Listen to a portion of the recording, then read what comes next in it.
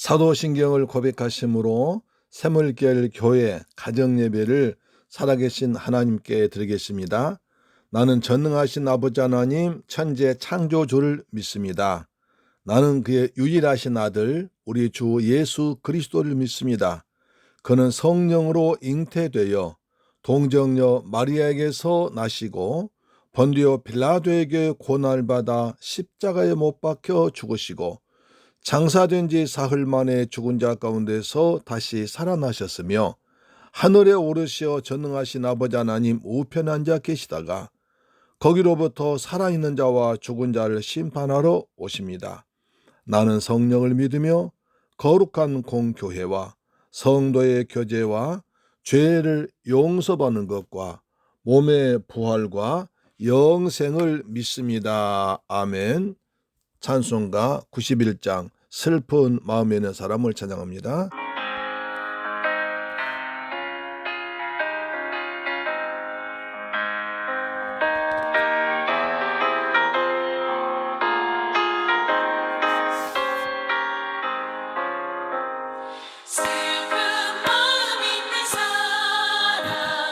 예수 이름 믿으며 영원토록 변함없는 기쁜 마음 얻으리.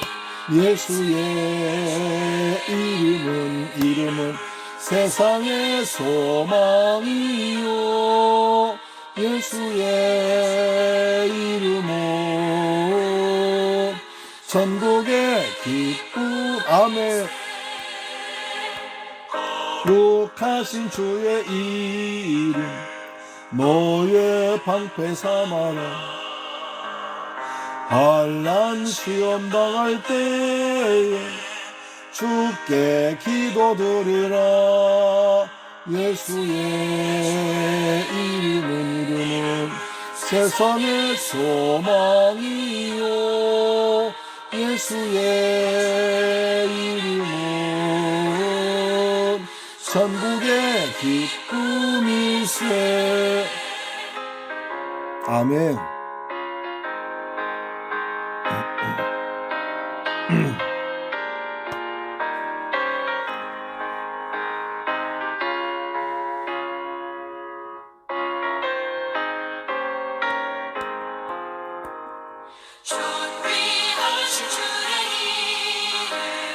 우리 기쁨 되도다. 주의 품에 안길 때에 기뻐 찬송 부를 예수의. 아멘. 세상에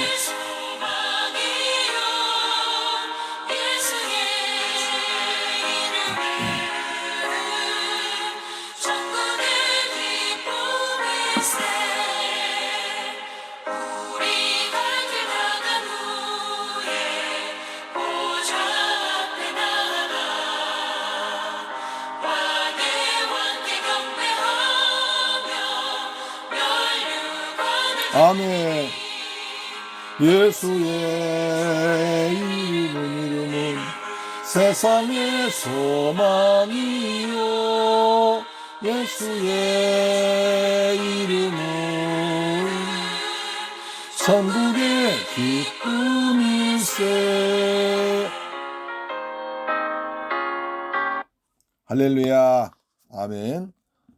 오늘 하나님 말씀은 요한계시록 5장입니다. 요한계시록 5장 1절로 5절 말씀 보겠습니다.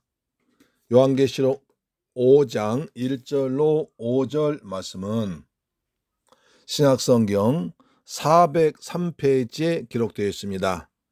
요한계시록 5장 1절로 3절 말씀 같이 읽습니다. 시작.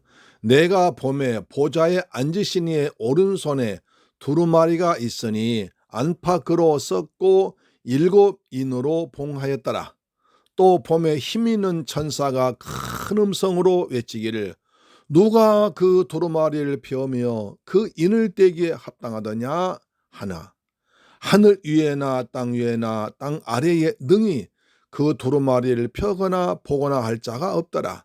그 두루마리를 펴거나 보거나 하기에 합당한 자가 보이지 아니하기로 내가 크게 울었더니 장로 중에 한 사람이 내게 말하되 울지 말라.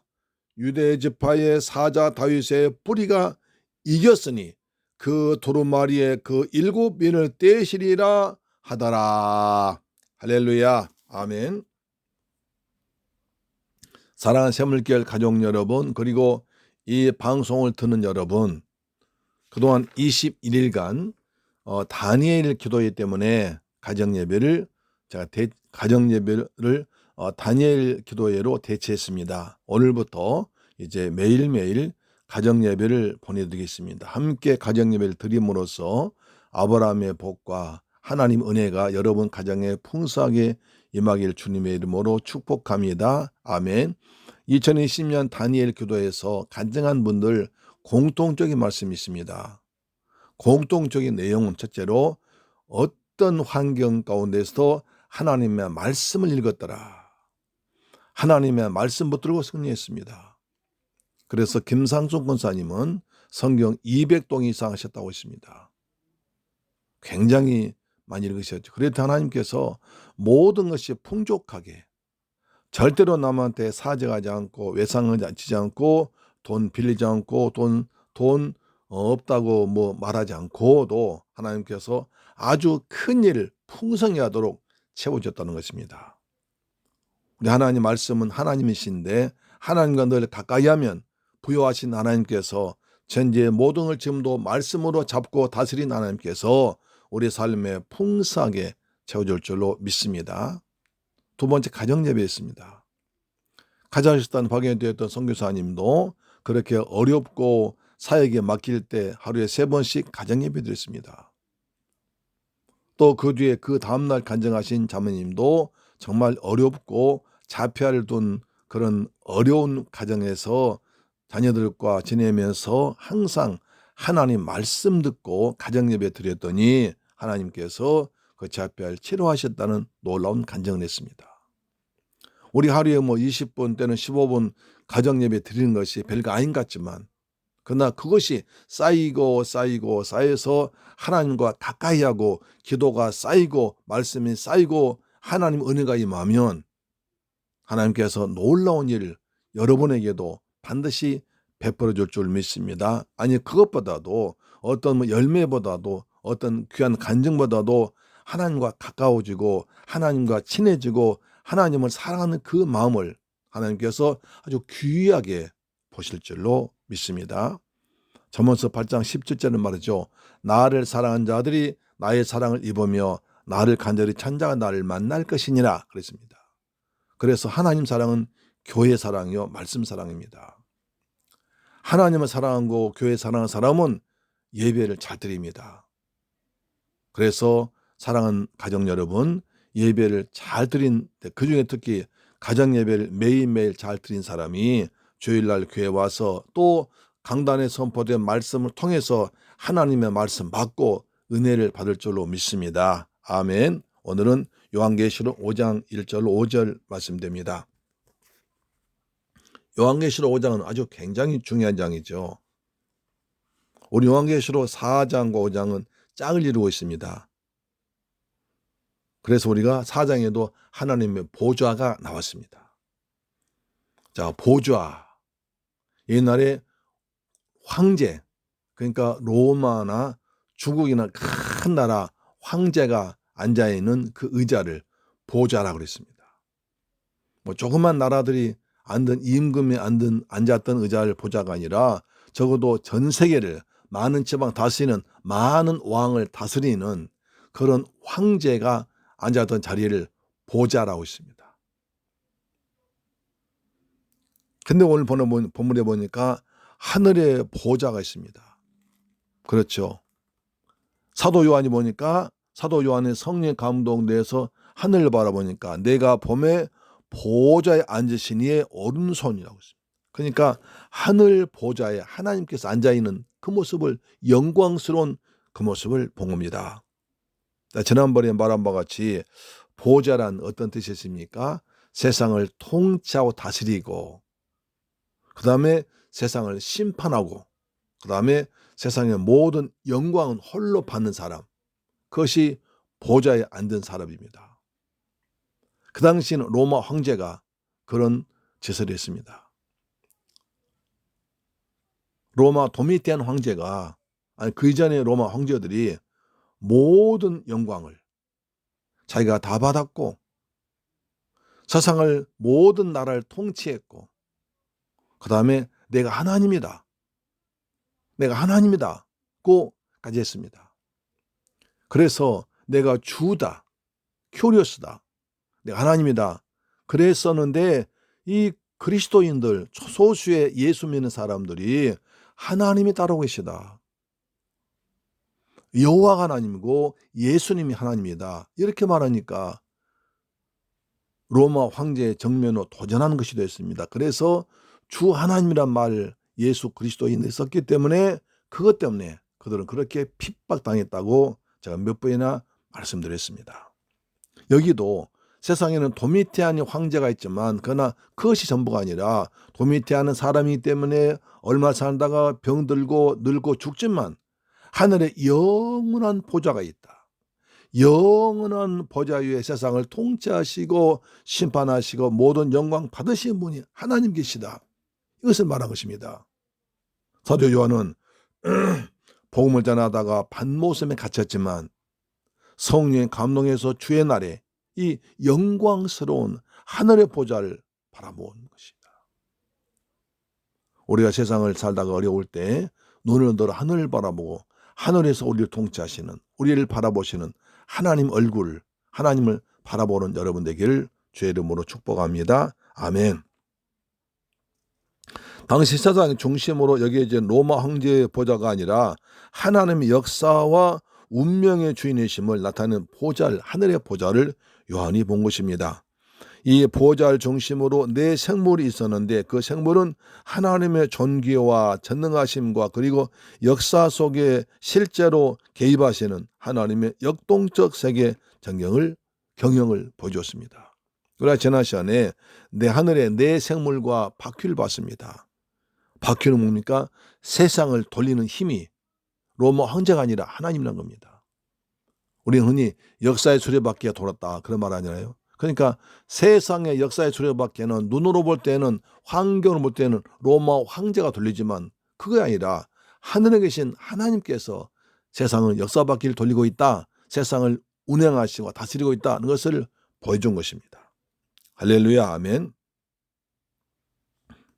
자, 그런데 요한계시록 5장에서 또 보좌가 나옵니다. 1절을 보십시오.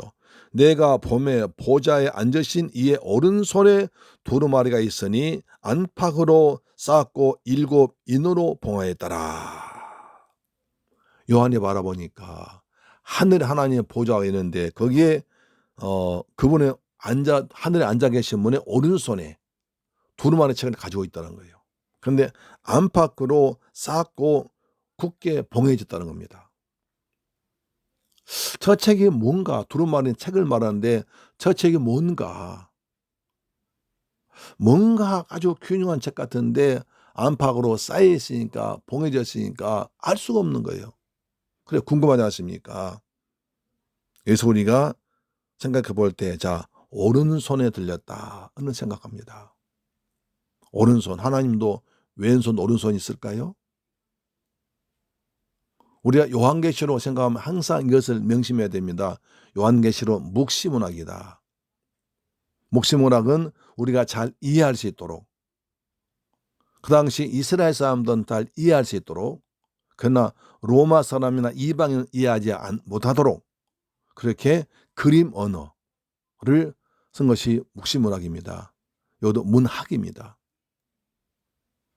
그렇기 때문에 오른손이라는 것은 하나님의 오른손, 왼손이 있는 것이 아니라 하나님의 전능하심, 절대 권력, 파워, 세상을 통치하신 하나님의 그 힘, 그것을 말할 때 오른손입니다. 그래서 성경 항상 하나님은 오른쪽에, 예수님도 오른쪽에 계십니다.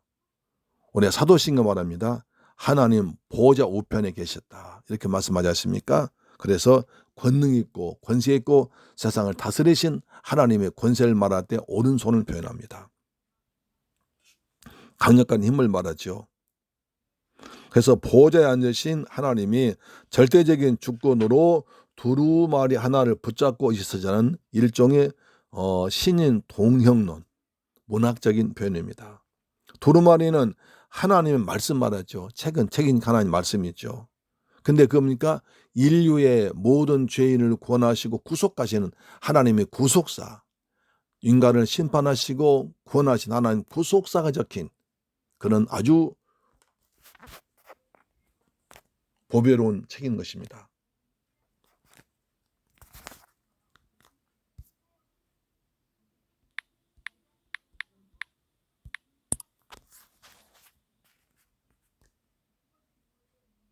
자, 두루마리는 하나님의 말씀이죠. 근데 7인으로 꽁꽁 봉인되어 있습니다. 이 책의 내용이 어떤 내용일까요? 그래서 우리가 요한계시록을 볼 때는 요한계시록을 다 보지만 구약성경 특히 봐야 한다고 말씀드렸습니다. 그렇죠. 에스겔서를 봐야 되는데요. 구약의 구약의 요한계시록을 이란 말이 에스겔서에 있습니다. 그러니까 요한계시록을 해석할 때는 요한계시록 자체가 가장 중요하지만 그러나 그것을 구약적인 배경하에 쓴 것이 많기 때문에 구약 성경을 완전히 이해하고 공부하면서 요한계시록을 봐야 한다고 제가 계속 강조드렸습니다. 요한계시록의 70%가 구약에 예언된 것을 이루는 것입니다. 할렐루야, 아멘. 그래서 요한계시록을 잘 이해하기 위해서 특히 구약 성경에서 에스겔서, 다니엘서, 그 다음에 스가랴서, 이사야서를 잘 봐야 이해가 쉽습니다. 정확해야 합니다. 그래서 에스겔서에 보면 똑같은 이런 내용이 나와 있습니다. 에스겔서 2장 9절로 10절 이렇게 말씀합니다. 내가 보니 보라 한 손이 나를 향하여 펴지고 보라 그 안에 두루마리 책이 있더라. 그가 그것을 내 앞에 펴시니 그 안팎에 글이 있는데 그 위에 애가와 애곡과 재앙의 말이 기록되었더라 하겠습니다. 한 손에 책이 있는데 그 쪽에 책을 펴보니까 무슨 내용이냐면 안팎에 무슨 내용이냐면 애가와 애곡과 재앙의 말이 기록되라는 것입니다. 요한계시록에 나오는 보좌의 두루마리와 겉모습이 똑같은 두루마리 책이 있습니다. 이 두루마리에는 요한계시록 5장에는 밝혀져 있지 않은 한 3가지 주제가 기록되어 있는 것입니다. 바로 애가와 애곡과 그리고 재앙, 슬플 애자입니다. 슬픈 노래, 슬프게 우는 애가 슬프게 울고 재앙에 기록된 책이 있더란 것입니다. 이것이 애가와 애곡과 재앙을 한 가지로 묶으면 심판에 관한 내용입니다. 하나님 심판이 있다. 그러니까 이걸 좀 쉽게 말하면 하나님께서 그 복음은 심판과 구원입니다. 하나님의 말씀을 듣고 예수를 믿는 자에게는 구원이 있지만 믿지 않은 자에게는 재앙이 심판이 임한 것입니다. 그 심판의 내용이 바로 에스겔서에 기록되어 있습니다. 할렐루야, 아멘. 자, 그러면 심판 내용을 좀 더 다시 보겠습니다. 그런데 이 심판 언제 펼쳐집니까? 다니엘서 8장 17절로 19절이 해석에 결정적인 답을 줍니다. 자, 에스겔서에는 그 심판의 책의 내용이 있고 다시 또 좀 더 구체적으로 언제 이루어지냐? 그것은 다니엘서 8장에 나온다는 거죠. 다니엘 8장 17절 19절 제가 했습니다. 그가 내가 선 곳으로 나왔는데 그가 나올 때 내가 두려워서 얼굴 땅에 대고 엎드리매 그가 내게 이르되 인자야 깨달아 알라 이 환상은 정한 때 곧 끝에 관한 것이니라. 이르되 진노하신 때가 마친 후에 될 일을 내가 내게 알게 하리니 이 환상은 정한 때 곧 끝까지 할 것입니다. 끝에 관한 것이라. 그러니까 마지막 때를 말한 것입니다. 이 말씀은 역사가 마감되는 그날의 심판 내릴 것을 보여줍니다. 그러면 2가지 의문이 새겨졌습니다. 자, 하나님의 의로운 오른손에 봉함되어 있는 두루마리가 들렸는데 그 내용은 심판에 관한 것이다. 애가와 애곡과 제하니까 심판에 관한 것이고, 그 다음에 그 언제 이루어질 것인가 시기는 그 끝날 그날입니다. 그래서 그날이 중요한 것입니다. 하지만 중요한 한 가지, 이 책을 끝날 때까지 어떻게 보존할 것인가, 그러면 이 귀한 책을 어떻게 보존할 것인가가 알아야 되잖아요. 그래서 다니엘서는 또 우리에게 답을 줍니다. 다니엘서 12장 4절은 말합니다. 다니엘아, 마지막 때까지 이 말을 간수하고 이 글을 봉함하라. 많은 사람이 빨리 왕래하며 지식이 더하리라 했습니다. 이 말씀 많이 들었잖아요. 그러니까 말세의 징조가 되냐?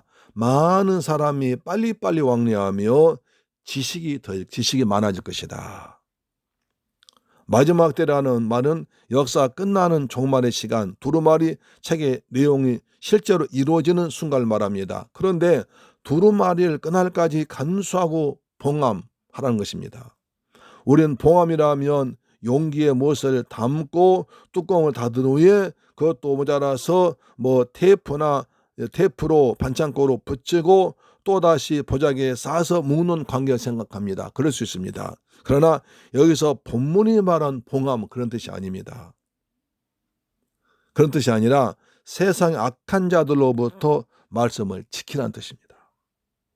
오늘날 우리가 예배 시간에 앉아있다고 해서 하나님 말씀이 열려있는 것이 아닙니다. 그 자리에 앉아있어도 생각이 천갈래 만갈래로 갈라져 있다면 하나님 말씀이 마음에 밝혀질 리가 없습니다. 어두워져 있습니다. 봉함되는 것입니다.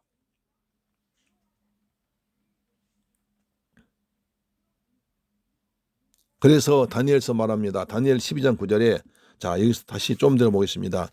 새 사람이 빨리 왕래하며 지식이 더하리라. 여러분, 요즘 시대가 어떻지 않습니까? 요즘에 시대가 굉장히 빨라지고 있습니다. 옛날 제가 고등학교를 졸업하고 이제 서울에 올 때 고속버스에 이런 광고 있습니다. 아침에는 집에서 먹고, 점심은 부산서 먹고, 저녁은 다시 집에서 먹는다. 그런 걸 광고를 했습니다. 그래서 고속버스가 처음에 도입될 때 그렇게 사람들이 좋아했습니다. 야, 아침 먹고 서울 가서 점심 먹고 오자. 그렇게 해서 고속버스 타고 갔다 왔습니다. 그때 보통 서울에서 부산까지 5시간, 광주에서 4시간 정도 걸렸습니다. 그때는 그렇게 빨랐던 거예요. 야, 이제 아침에 집에서 먹고 서울 가서 점심 먹고 다시 그 일 보고 집에 와 저녁 먹자.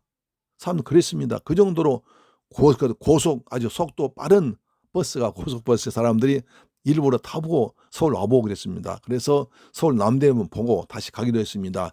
야, 서울 가서 남대문 보고 왔다라고 자랑했습니다.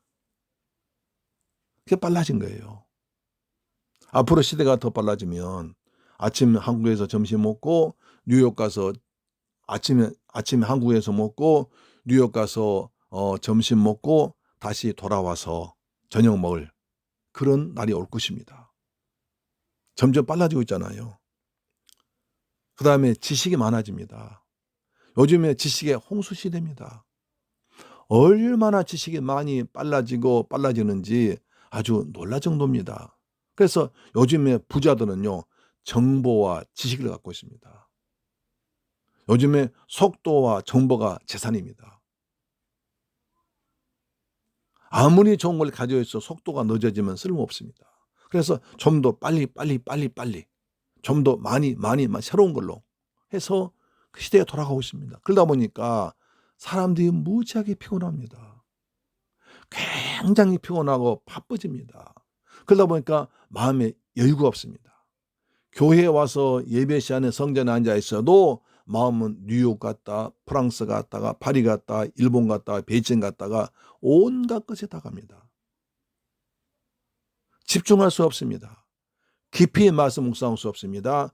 하나님 은혜를 사모보다는 기다릴 수 없습니다. 빨리빨리 응답하시고 빨리빨리 도와줘야 되기를 원하고 있습니다. 속도, 정보, 이것이 시대를 장악하고 있습니다. 이 말세 징조 아닙니까? 다니엘 12장 4절은 그렇게 말하고 있잖아요. 다니엘아, 마지막 때까지 이 말씀을 간수하고 이 글을 봉함하라. 많은 사람이 빨리 왕래하며 지식이 더하리라. 그렇기 때문에 말씀을 제대로 묵상할 수 없다는 것입니다. 그래서 말씀이 저절로 닫혀진다는 겁니다.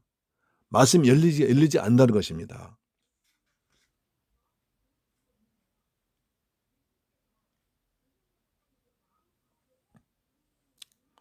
이사야서는 이들에게 또 놀라운 말씀을 줍니다.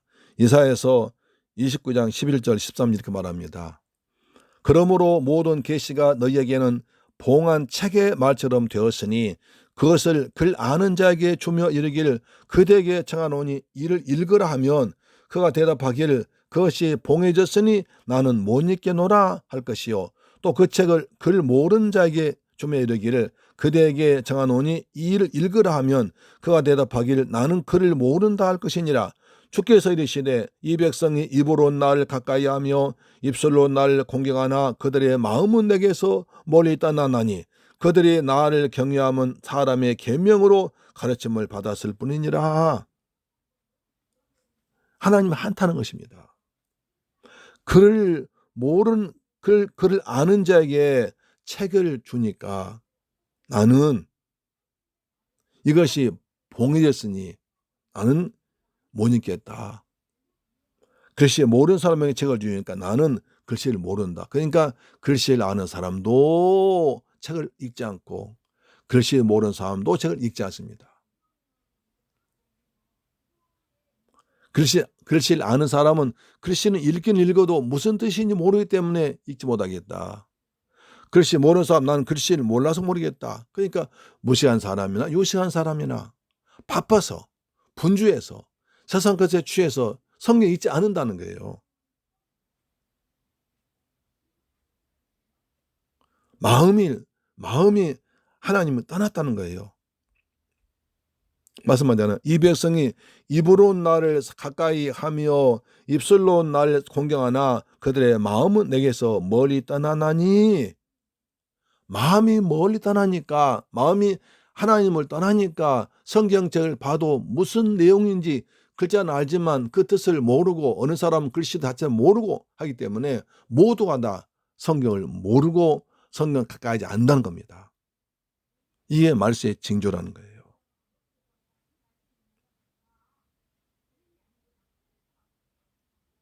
하나님께서 말씀을 열어줘야 됩니다. 그래서 이 책을 보니까 사도 요한이 보니까 누가 그래서 이 정말 크고 아주 좋은 책이 있는데 뭔가 깊은 내용의 책이 있는데 그걸 모르겠는 거예요.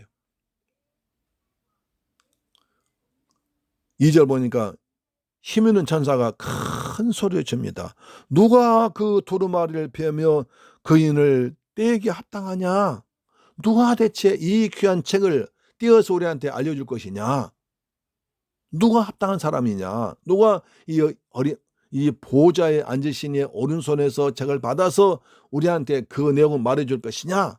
라고 누가 합니다. 3절입니다. 하늘 위에나 땅 위에나 땅 아래에 능히 그 두루마리를 펴거나 보거나 할 자가 없더라. 그래서 사도 요한이 아무리 둘러봐도 하늘 위에나 땅에나 어디에나 그 책을 두루마리 책을 하나님께 받아서 우리에게 일러줄 자가 보이지 않는 거예요. 4절 보니까 그 두루마리를 펴거나 보거나 하기에 합당한 자가 보이지 않냐기로 내가 크게 울었더니. 그래서 사도 요한이 크게 울었습니다. 하나님의 보좌에 계신 하나님으로부터 책을 받아서 우리에게 저 책의 내용을 알려줘야 되는데 어마어마하게 중요한 책인데 그 책을 받았기에 우리한테 알려줄 사람이 없으니까 누가 우리한테 이 책을 알려줬고 누가 저 귀한 책을 받아서 우리한테 설명해 줄고 라고 한탄하며 울며 있습니다. 크게 울었습니다. 내가 크게 울었더니 요즘 사람들은 성경을 봐도 어떤 내용인지 몰라도 우는 사람이 없습니다. 원래 성경은 어려운 거야. 성경은 어려운 거야. 어떻게든 성경을 다 알아. 하면서 포기해버립니다. 하나님께서 우리한테 준 성경책이 어렵게만 쓰였겠, 물론 어렵겠지만 그러나 우리에게를 다 이해할 수 있도록 성령의 감동하심으로 기록한 책 아닙니까? 그렇죠. 성령께서 다 우리를 이해할 수 있도록 주님을 사모하고 사랑하는 자에게 알 수 있도록 보내준 편지인데 우리가 그것을 이해하지 못하고 모르는 것을 당연하게 생각합니다. 어떻게 성경을 다 알아? 몰라. 라고 해버립니다. 요한은 울었습니다. 누가 우리에게 저 책의 내용을 말해줄까? 저 책에 무슨 내용인지 말해줄까라고 요한이 울었습니다. 내가 크게 울었습니다. 사랑하는 여러분 성경책을 읽다가 그 말씀이 이해되지 않아서 울어본 적이 있습니까? 목사님 설교 말씀을 듣다가 그 말씀이 이해되지 않아서 울어본 적이 있습니까? 지금 내 마음이 어디에 있는지 한번 중심 잡아보셨습니까? 내 마음에 세상에 빨리 바른 것과 세상 지식과 세상 욕심과 세상 결합과 다른 모든 것에 마음이 다 뺏겼기 때문에 말씀을 사모하지 못하고 기도하지 않았기 때문에 말씀이 이해되지 않는데 그것 때문에 슬퍼하거나 울어본 적 있습니까? 주여 크게 울었더니 4절 다시 보십시오. 그 두루마리를 펴거나 보거나 하기에 합당한 자가 보이지 아니하기로 내가 크게 울었더니 이런 마음이 생기기 바랍니다. 우리가 성경 말씀 읽어도 이해되지 않고 깨닫지 못하고 있으면 크게 우는 말씀을 그 정도 사랑하고 사모하는 우리 새물결 가족들 이 방송 듣는 분들 되시기를 주님의 이름으로 축복합니다. 할렐루야. 그래서 5절 보십시오. 장로 중에 한 사람이 내게 말하되 울지 말라. 유다 지파의 사자 다윗의 뿌리가 이겼으니 그 두루마리와 그 7인을 떼시리라 하더라. 그랬더니 천상의 장로 중 한 사람이 울지 말라 하십니다. 울지 말라. 여러분 성경에서 울지 말라고 하신 분이 누구십니까? 예수님이십니다. 예수님이 울지 말라고 하셨습니다. 누가복음 7장 보면 예수님께서 이제 나인성에 들어가셨습니다. 갔더니 많은 무리가 따라옵니다. 그래 보니까 한 상여 죽은 자를 메고 나오니 한 어머니가 과부의 독자가 죽어서 과부가 슬피 울며 따라오고 따라온 사람도 슬피 울면서 따라오는 그 상여를 만났습니다. 예수님께서 그 과부가 슬피 우는 걸 보시고 말씀하십니다. 과부를 불쌍히 여기서 울지 말라고 하십니다. 누가복음 7장 13절 주께서 과부를 보시고 불쌍히 여기서 울지 말라고 하십니다. 14절 주께서 가까이 가셔서 그 관에 손을 대시니 여자 맨자들이 선지라 예수께서 이르시되 청년아 내가 내게 말하노니 일어나라 하십니다. 죽어서 관에 매가지고 슬피 울면서 따라온 관을 매수 주님께서 청년아 일어나라 하시니까 15절 죽었던 자가 일어나 앉고 말도 하거늘 예수께서 그를 어머니에 주셨다 하십니다. 울지 말라 하시면서 말씀으로 죽은 자를 살게 하셨습니다. 일어나라 하셨습니다. 여기에 예수님의 은혜가 있습니다. 예수님은 생명의 주인이십니다. 생명의 주인이시기 때문에 생명의 빛으로 오셨기 때문에 예수님 자체가 생명이시기 때문에 죽은 자를 살릴 수 있는 능력이 있는 것입니다. 할렐루야 아멘. 울지 말라.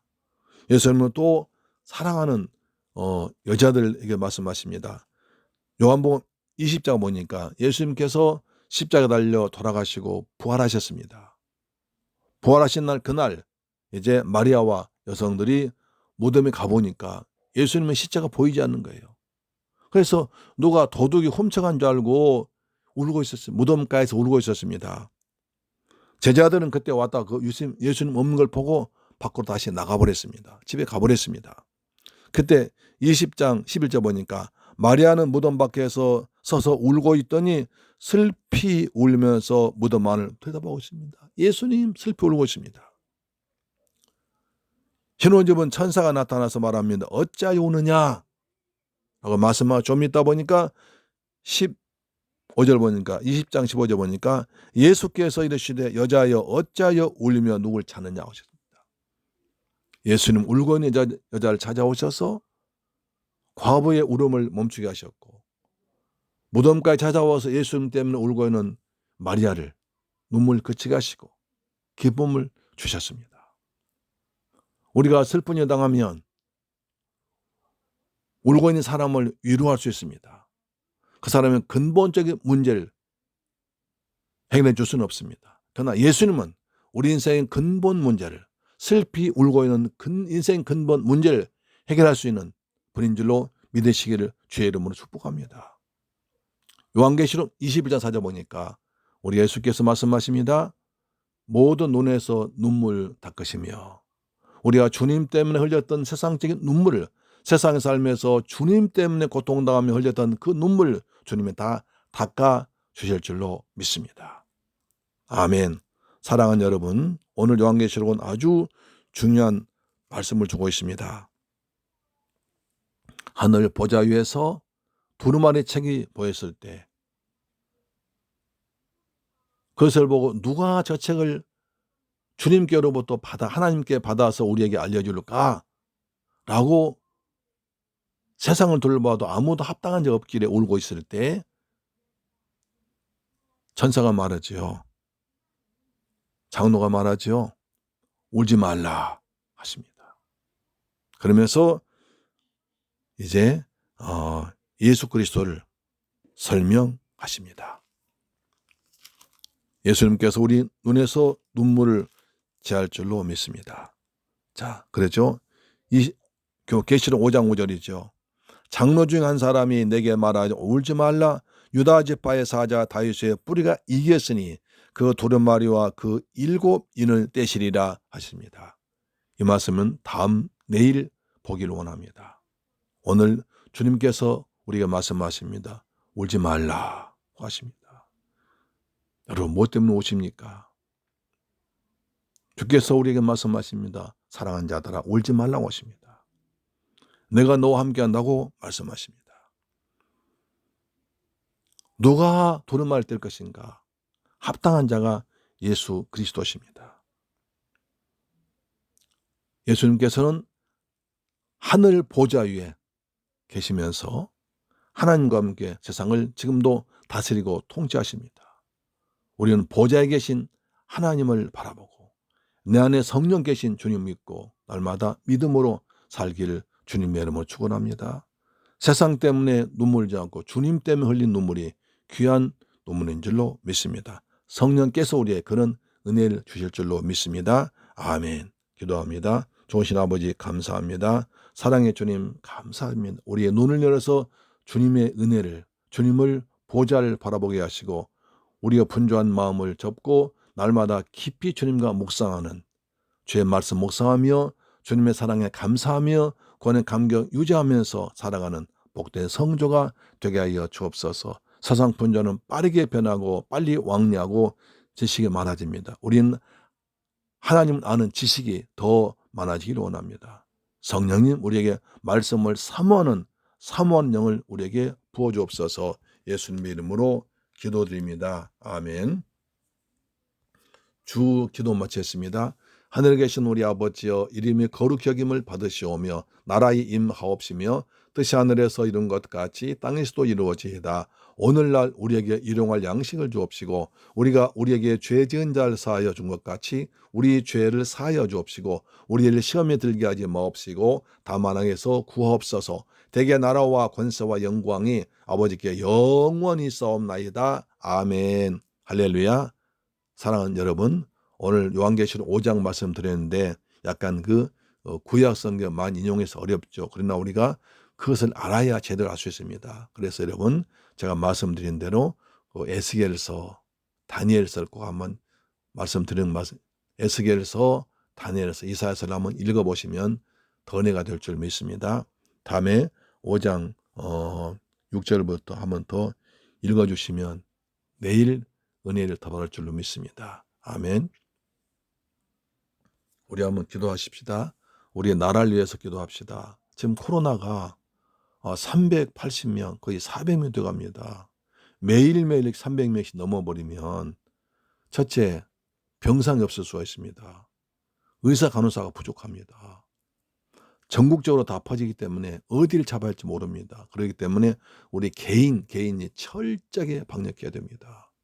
제가 말씀드린 대로 밖에 나가면 반드시 손을 씻고 들어오시고 어딜 가도 세정제를 바르시고 마스크는 꼭 쓰시고 그리고 꼭 필요한 것 외에는 출입하지 말고 그 다음에 사시기 바랍니다. 나라를 위해서 기도하십시다. 오늘 보니까 수출이 상당히 많이 늘었다고 그래요. 수출이 많이 늘고 경제가 잘 번성해 우리가 어렵게 살지 않습니다. 여러분 직장이 생깁니다. 나라를 위해 기도하시고요. 그 다음에 여러분들이 늘 나도 하나님 말씀을 잘 이해하도록 도와주옵소서. 말씀을 사모하시고 세상 지식에 너무 매이지 않게 하시고 너무 세상에 매이지 않게 하시고 하나님과 만나는 시간을 하나님 묵상하는 시간을 많이 넓혀가도록 도와주옵소서. 기도합시다. 사랑의 주님 감사합니다. 오늘 요한계시록 5장 통해서 다시 한번 우리 샘물교회 가족들과 함께 가정예배 드리게 하심을 감사합니다. 가정 재단 쌓는 곳마다 여호와께서 하늘의 복으로 땅의 복으로 풍성히 채워 주옵소서. 아버지 나라를 위해 기도합니다. 나라의 코로나가 많이 확장되고 있습니다. 많이 퍼져가고 있습니다. 아버지 하나님 우리 대한민국을 지켜 주옵소서. 전염병으로부터 지켜 주옵소서. 더 이상 전염병이 창궐하지 아니하도록 역사하여 주옵시며 우리 모든 사람들 방역 위생을 잘 지켜서 정말 내가 남한테 피해를 주지 않고 남의 고통 주지 않는 사람 되도록 도와주옵소서. 샘물교회 성도들 직장에 복을 주옵소서. 가정에 복을 주옵소서. 날마다 가정 예배 드리면 복된 가정 되어서 여호와께서 하늘의 복으로 땅의 복으로 풍성히 채울 줄로 믿습니다. 감사드립니다. 예수님 이름으로 기도합니다. 아멘. 내일 뵙겠습니다. 할렐루야.